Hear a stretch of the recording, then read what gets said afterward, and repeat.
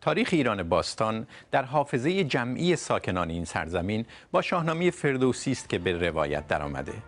اما روایت شاهنامه از تاریخ ایران تا چه حد موثق است؟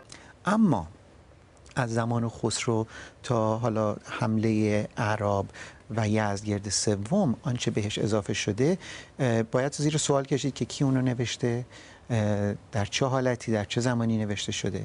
ولی شما برای مثال موقعی که نبرد خسرو پرویز و بهرام چوبین رو در اون نگاه میکنید میبینید که کلی داره صحبت پس و پیش میشه.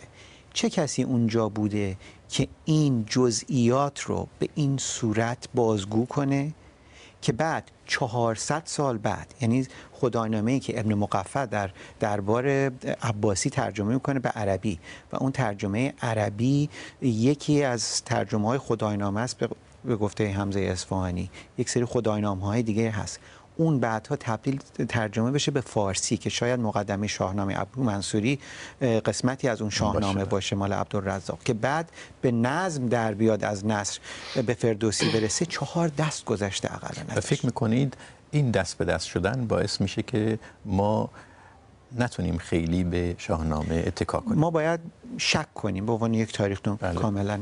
خانم پورشایتی ایشون میگن باید شک کنیم. من با بعضی از مسائلی که همکار عزیزم آقای دریایی مطرح کردن خب کاملا موافقم.